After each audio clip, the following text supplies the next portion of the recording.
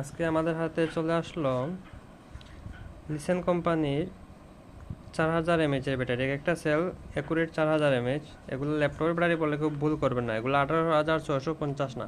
আমার হাতে এইটা আছে ল্যাপটপের সেল, এগুলোর থেকে অনেক বড়, দেখছেন? ল্যাপটপের সেলগুলোর থেকে অনেক বড়, হাইটও একটু বেশি, সাইজও একটু বড়।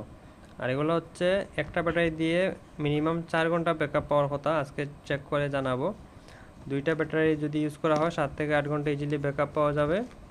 তো আমরা রাউটার ইউপিএসের জন্য এগুলো নিয়ে আসছি, যারা স্পেশাল কাস্টমার, যাদের বাজেটে কোনো সমস্যা নেই। এই ব্যাটারিগুলো লাইফ সাইকেল হচ্ছে 1500, মানে ইজিলি 3 থেকে 4 বছর ইউজ করতে পারবেন।